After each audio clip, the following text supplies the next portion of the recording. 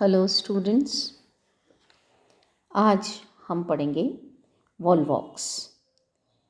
Volvox the rolling algae. Rolling algae का मतलब वो एल्गी जो लुढ़कती रहती है। और लुढ़कती क्या है? बॉल। तो ये जो वॉल्वॉक्स की एल्गी है, कॉलोनी है, वो एक बॉल जैसी स्ट्रक्चर होती है, इसीलिए इनको हम लुढ़कते शैवाल भी कहते हैं।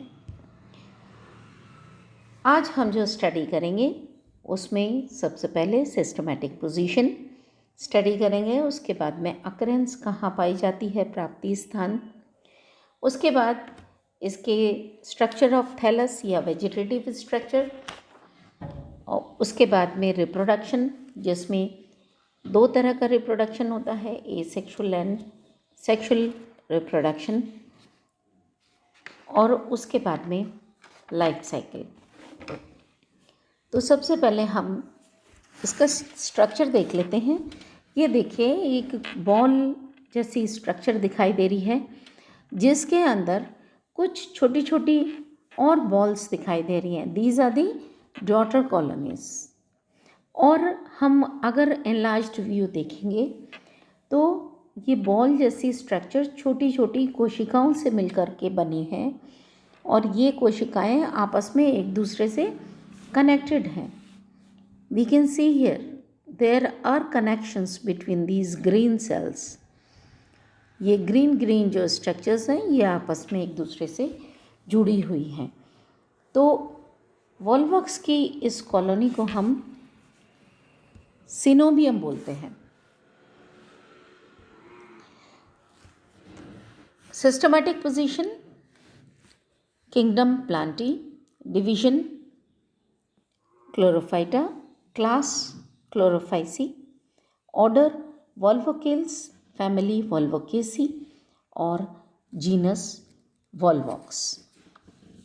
वॉल्वॉक्स की 3 प्रमुख भारतीय स्पीशीज़ होती हैं: वॉल्वॉक्स ग्लोबेटर, वॉल्वॉक्स ओरियस और वॉल्वॉक्स प्रोलिफिकस। ये 3 प्रमुख भारतीय जातियां हैं वॉल्वॉक्स की, जो कि अधिकतर फ्रेश वाटर हैबिटेट में मिलती हैं। टोटल 20 स्पीशीज़ हैं, जिसमें से 3 स्पीशीज़ कॉमन है इंडिया में। एक्वेटिक होती है और फ्री फ्लोटिंग होती हैं, मुक्त रूप से तैरती रहती हैं पानी की सरफेस के ऊपर, और पानी को जहाँ पर वो तैरती रहती हैं वो उस वाटर को ये ग्रीन बना देती है। मोस्टली फ्रेश वाटर बॉडीज़ के अंदर ये पाई जाती हैं, और रोलिंग बॉल्स की तरह से, या फिर अगर हम माइक्रोस्कोप में अगर वॉल्वॉक्स की सिनोबियम को हम नीडल से उठा करके एक स्लाइड के ऊपर रखें, and if we see it under microscope, तो ये round structure apparently naked eye से इतनी बड़ी दिखाई देती है जैसे कि ऑलपिन का हेड दिखाई देता है। तो इतनी छोटी छोटी कॉलोनीज़ होती हैं जिनको कि हम सिनोबिया कहते हैं, और हर कॉलोनी के अंदर 500 से 60,000 तक सेल्स हो सकती हैं। और एक बड़ी इंटरेस्टिंग फीचर होती है कि ये कॉलोनी अंदर से खोखली होती है, और इसकी प्रत्येक कोशिका अंदर से खोखली होती है, जिसके अंदर जिलेटिन जैसा पदार्थ भरा हुआ होता है, और इसकी प्रत्येक कोशिका के अंदर 2 फ्लैजिली पाई जाती हैं। As you can see here, ये flagella, 2 flagella in each cell. अब आप कहेंगे कि बीच वाली सेल जो हैं उनके अंदर फ्लैजिला दिखाई नहीं दे रही। वो इसलिए नहीं दिखाई दे रही क्योंकि ये सरफेस व्यू है। जो लेटरल साइड में जो सेल्स हैं उनके फ्लैजिला दिखाई दे रहे हैं, लेकिन अगर हम इस बॉल को थोड़ा सा घुमा के देखें तो जो ऊपर से बीच वाली जो सेल्स हैं, ये सेल्स जो हैं ये फिर साइड में आ जाएंगी, तो इनके अंदर भी फ्लैजिला दिखाई देंगे। तो सिनोबियम या तो स्फेरिकल हो सकती है या ओवल हो सकती है या एलिप्सॉइडल हो सकती है। और ये जो सेल्स हैं ये आपस में साइटोप्लाज्मिक कनेक्शंस के द्वारा एक दूसरे से जुड़े हुए होते हैं। और सीनोबियम के चारों तरफ एक जिलेटिन की शीट होती है और प्रत्येक कोशिका की अपनी एक व्यक्तिगत श्लेष्मिक आवरण होता है या उसकी इंडिविजुअल म्यूसिलेज की शीट होती है।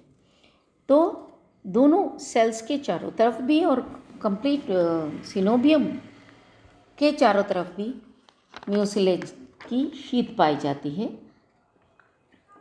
और इनके बीच बीच में साइटोप्लाज्मिक कनेक्शंस होते हैं। और अगर हम एक सेल का एनलार्ज्ड व्यू देखें तो वो क्लैमाइडोमोनास के जैसी दिखाई देती है। उसकी संरचना क्लैमाइडोमोनास जैसी होती है, जिसमें दो समानाकार की अग्रभाग पे लगी हुई कोशिकाएं होती हैं। एक प्याले नुमा हरित लवक होता है क्लोरोप्लास्ट, एक पायरेनॉइड होता है, एक आई स्पॉट होता है, एक न्यूक्लियस होता है और साइटोप्लाज्म होता है। तो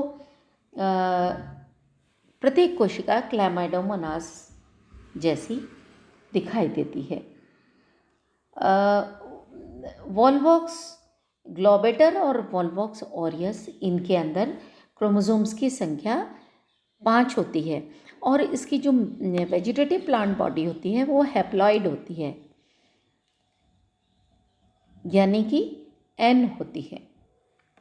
यंग सीनोबियम की सारी सेल्स ग्रीन होती हैं, वेजिटेटिव आकार की और आकृति में समान होती है, लेकिन जब मैच्योर होता है, जब वो वयस्क हो जाता है, तो कॉलोनीज़, ओल्ड कॉलोनीज़ के अंदर कुछ कोशिकाओं का आकार बड़ा हो जाता है।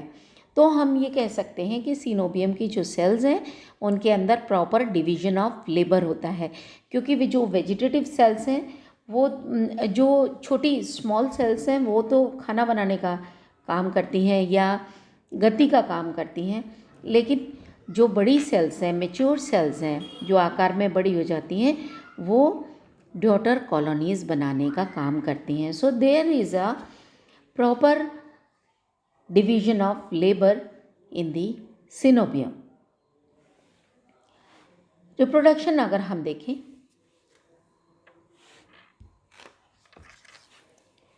तो सबसे पहले हम एसेक्सुअल रिप्रोडक्शन की बात करते हैं। एसेक्सुअल रिप्रोडक्शन ग्रोइंग सीजन में होता है, परिपक्व कोशिकाओं के अंदर होता है, वो नीचे वाले हाफ में आ जाती हैं और बीच में जो कैविटी है उसके अंदर भी तरल जल जैसा पदार्थ होता है। तो वो जो सेल्स मैच्योर होती हैं वो उस कैविटी के अंदर लटक जाती हैं और वो सेल्स अपने फ्लैजिली गिरा देती हैं, साइज़ में बढ़ जाती हैं, राउंड हो जाती हैं और इन सेल्स को हम एक नाम देते हैं गोनिडिया। इनको क्या कहा जाता है? गोनिडिया। अब ये गोनिडिया का जो प्रत्येक गोनिडियम का जो प्रोटोप्लाज्म है वो फिर डिवाइड होता है, लॉन्गिट्यूडनली डिवाइड होता है और बहुत सारे सेल्स बन जाती हैं इसके अंदर। गोनिडिया में आई स्पॉट अनुपस्थित होता है, केंद्रक बड़ा हो जाता है, बहुत सारे पायरेनॉइड्स होते हैं। तो ये सबसे पहले कौन सी स्टेज बनाती हैं? प्लेकिया स्टेज बनाती हैं। Plakea stage, if you see this diagram in detail, this is gonidium. Gonidium में डिवीजन हुआ और 4 सेल्ड स्टेज आ गई। This is 4 celled stage, 4 cells बन गई, लॉन्गिट्यूडनल डिवीजन हुआ। उसके बाद में 8 sailed stage,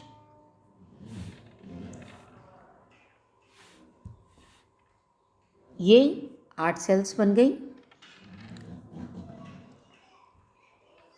this is called as the plakea stage. और इस प्लेकिया स्टेज में हर कोशिका का अग्रभाग जो होता है वो गोनिडियम की कैविटी की तरफ होता है, इस तरफ होगा आगे वाला पॉइंटेड एंड। और इसमें कई सारे लॉन्गिट्यूडनल डिविजन्स होते हैं उसके बाद, और बहुत सारी कोशिकाएं बन जाती हैं। तो जितनी भी कोशिकाएं बनी ई और एफ डायग्राम में, इन सेल्स के जो एंटीरियर पार्ट्स हैं वो सारे कैविटी की तरफ हैं, इस तरफ हैं, सब सारे पॉइंटेड सेल्स हैं, पी ए शेप्ड सेल्स। तो इनके एंटीरियर पार्ट्स जो हैं वो सब कैविटी की तरफ हैं। अब क्या होता है, बड़ा इंटरेस्टिंग सा फीचर होता है इसके जो ओपन एंड है, जिसको कि हम फाइलोपोर कहते हैं, दिस इज कॉल्ड एज फाइलोपोर। इस फाइलोपोर की तरफ कोशिका, यहाँ इसकी तरफ जो बीच वाली सेल्स हैं, दीज सेल्स ये ऊपर की तरफ बढ़ना शुरू हो जाती हैं, और ये ऊपर की तरफ जैसे जैसे ये ऊपर की तरफ जाती जाएंगी, साइड वाली सेल्स नीचे आती चली जाएंगी। जैसे हम सॉक्स आपने देखा होगा, सॉक्स जब सीधे उल्टे सॉक्स को हमें सीधा करना होता है तो हम क्या करते हैं, उसमें हाथ डालते हैं और अंदर से उसको पकड़ के बाहर निकाल देते हैं, वो सीधा हो जाता है। Same is the thing here, यहाँ पर सेल्स का प्रतिलोमन होता है। This process is called as inversion. तो डॉटर सिनोबियम बनाने के लिए जो कोशिकाएं बनी थी गोनिडियम की, उन कोशिकाओं के अंदर डिवीजन से उनके जो एंटीरियर पॉइंटेड एंड अंदर की तरफ थे, अब ये एंटीरियर पॉइंटेड एंड्स को बाहर की तरफ आना है। तो बीच में से इन्वर्जन होगा, सेल्स ऊपर की तरफ जाती जाएंगी सेंटर वाली, और साइड वाली सेल्स बाहर की तरफ बाहर से अंदर की तरफ आती जाएंगी, और इस तरीके से ये जो सेल्स हैं ये सब उल्टी हो जाती हैं। उल्टी होने का मतलब दी पॉइंटेड एंड ये यूं हो जाती हैं, इनके जो पॉइंटेड एंड्स हैं वो बाहर की तरफ आ जाते हैं। पहले तो ये इस तरीके से थी, अब ये इस तरीके से हो जाएंगी। यहाँ पे आई स्पॉट बन जाएगा और इसके अंदर फ्लैजिली बन जाएंगी, और एक कंप्लीट सिनोबियम बन जाएगी। This is called as the daughter coenobium. अब ऐसा भी होता है कि एक डॉटर सिनोबियम के अंदर और बहुत सारी डॉटर सिनोबियम बन जाती हैं, तो ऐसे केस में हमें क्या होता है, ग्रैंड डॉटर कॉलोनीज भी दिखाई देने लग जाती हैं। एक पेरेंट कॉलोनी, उसके अंदर एक डॉटर कॉलोनी, उस डॉटर कॉलोनी के अंदर और 2-3 डॉटर कॉलोनीज दिखाई देती हैं। तो इस तरीके से many daughter colonies can be found in one coenobium. So this is about the asexual reproduction. ये जितनी भी डॉटर कॉलोनीज हैं ये बाहर कब आती हैं, जब पेरेंट सिनोबियम टूटती है। जब ये पेरेंट सिनोबियम टूट जाती है तो सारी डॉटर कॉलोनीज बाहर आ जाती हैं, और बाहर आकर के उनकी साइज़ में वृद्धि करती हैं। साइज़ में वृद्धि कैसे करेंगी, they will increase, the cells will go undergo division, the cells will increase in their sizes, and what will happen, the number of cells in each daughter colony will increase and a mature colony will be formed, which will again reproduce and form the new daughter colonies. So this is about the asexual reproduction. Now let us move on to the sexual reproduction. Sexual reproduction जो है वो oogamous type होता है. Why we call it as oogamous type? Because the female sex organ is always non-motile.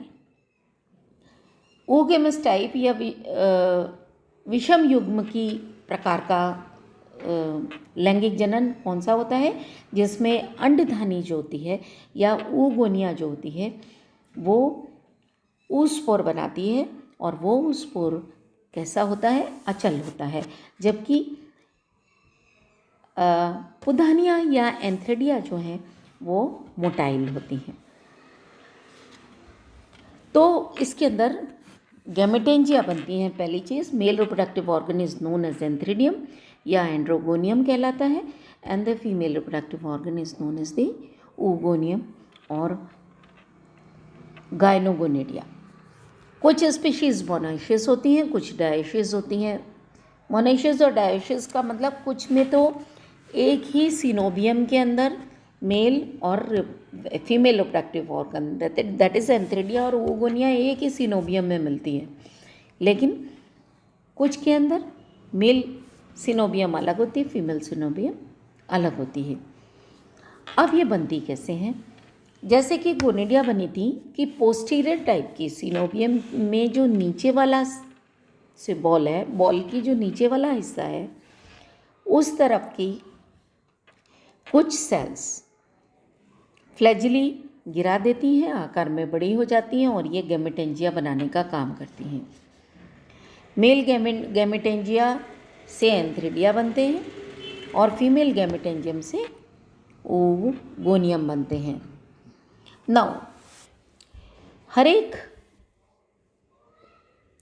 एंथ्रिडियम के अंदर बहुत सारे बाईफ्लैजिलेट, दो कशाभिका युक्त एक केंद्र की यूनिन्यूक्लिएट एंथ्रोजॉइड्स बनते हैं और हर एंथ्रोजॉइड में एक छोटा सा क्लोरोप्लास्ट होता है। So each antherozoid is uninucleate biflagellate and contains one small chloroplast. खूब सारे एंथ्रोजॉइड्स बन जाते हैं जो कि रिलीज हो जाते हैं मैच्योरिटी पे। फीमेल गैमेटेंजियम का जो प्रोटोप्लाज्म होता है वो डिवाइड नहीं करता और परिवर्तित होकर के metamorphosized into a single non flagellated green spherical egg cell या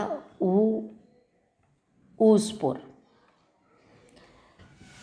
तो एक बड़ी इंटरेस्टिंग सी चीज़ है कि जनरली रिप्रोडक्टिव ऑर्गन्स जो होते हैं उनमें हम इस चीज़ का जिक्र, क्लोरोप्लास्ट का जिक्र नहीं करते, लेकिन वॉल्वॉक्स का जो मेल और फीमेल रिप्रोडक्टिव ऑर्गन्स हैं या गैमीट्स हैं, they both contain chloroplast.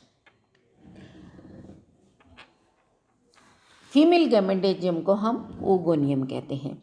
Now the development.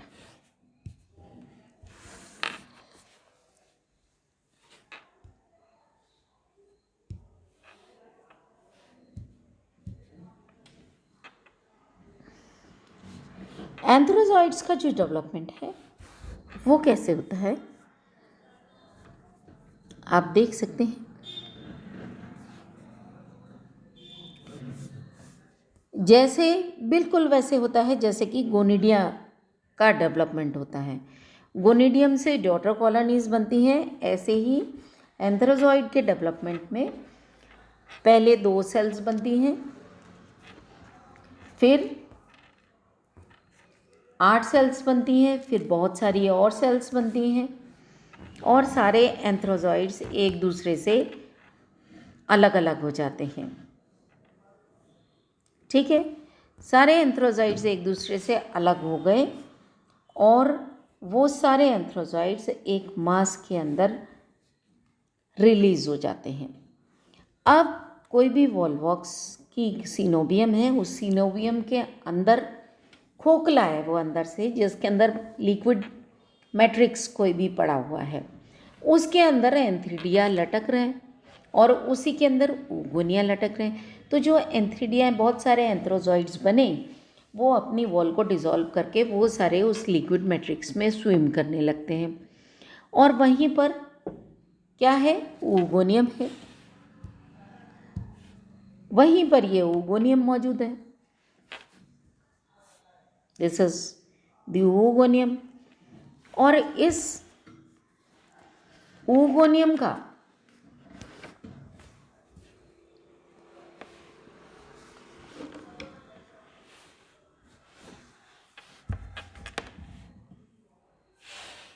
एक ओपनिंग है।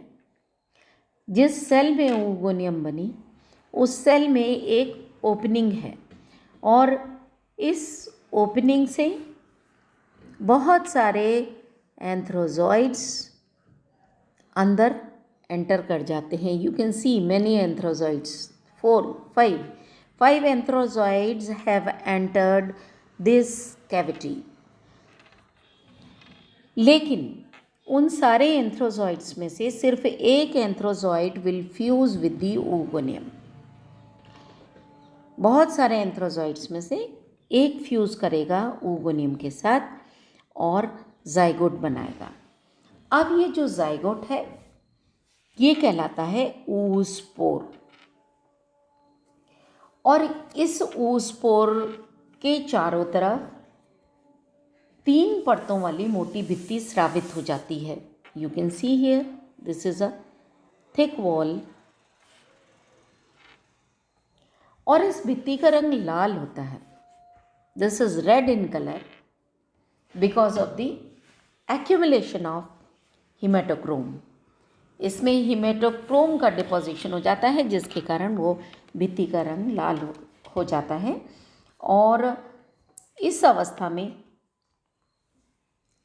जो 3 लेयर्ड स्टेज के अंदर ये जाइगोट इस सीनोबियम से पृथक हो जाता है, मुक्त हो जाता है. और अनुकूल परिस्थितियां जब भी आती हैं तो ये सीनोबियम अंकुरित होता है. और अंकुरित कैसे होता है कि इसकी जो बाहर की ये वॉल्स हैं, बाहर की वॉल 3 भित्ति बताई, बाहर वाली दोनों भित्तियाँ वो फट जाती हैं. अंदर वाली परत जो होती है एक वेसिकल के रूप में बाहर निकल आती है. जो ऊस पर बना उसका केंद्रक इस वेसिकल के अंदर डिवाइड करता है. कैसे? अर्धसूत्री विभाजन के द्वारा, क्योंकि कायिक जो अवस्था है वो है haploid. So this diploid cell which is formed by the union of anthrozoid and the oospore, oogonium is 2n. So it has to reduce to haploid again.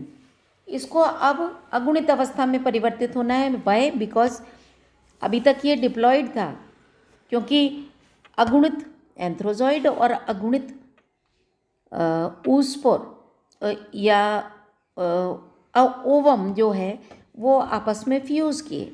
और जब वो फ्यूज़ किए तो वो 2n हो गया. उस 2n को से बनाना क्या है? अल्टीमेटली हैप्लॉइड कॉलोनी बनानी है. तो क्या होगा कि इसका जो न्यूक्लियस है वो न्यूक्लियस अर्धसूत्री विभाजन करेगा. और अर्धसूत्री विभाजन के पश्चात 4 अगुणित कोशिकाएं बनेंगी. और वो 4 अगुणित कोशिकाएं फिर से बहुत कई सारी बार डिवाइड करेंगी. और डिवाइड करके जैसे गोनिडियम से सीनोबियम बना उसी तरीके से ये भी नया सीनोबियम बना लेंगी. और ये सीनोबियम बाहर की जो वेसिकल है उस वेसिकल के हटने से वो सीनोबियम बाहर तैरने लग जाएगा पानी के अंदर. So this is the way of germination of zygote और oospore.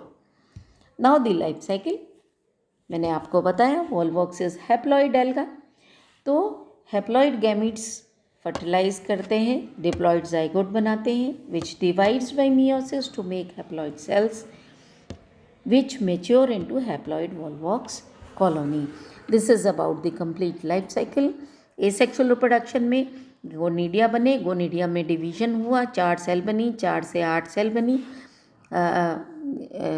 प्लेकिया स्टेज हो गई, वहाँ 8 सेल से बहुत सारी और सेल्स बनी, उनमें इन्वर्जन हुआ और डॉटर कॉलोनीज बन गई.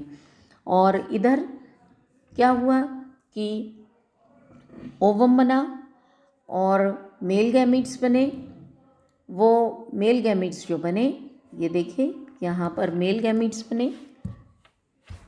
ये मेल गैमीट्स बाहर निकले, बाहर निकल करके ये ओवम के कैविटी में या जो चैम्बर है उसमें एंटर कर गए, एक फ्यूज़ किया, जाइगोट बना. और इस जाइगोट ने क्या किया? ये जो जाइगोट बना इसके अंदर अब मियोसिस होगा. Meiosis will occur in this. देखिए ये जाइगोट बना, इसमें मियोसिस हुआ, मियोसिस के पश्चात बहुत सारे स्पोर्स बने। वो स्पोर्स जो हैं उन्होंने फिर से कई सारी सेल्स बना ली, उनमें इन्वर्जन हुआ और क्या बन गए, कॉलोनीज बन गई, नया प्लांट बना लिया उन्होंने, सिनोबियम नया बना लिया। So this is about the life cycle of Volvox. Thanks. We'll be meeting with a new alga or a fungus in a next video.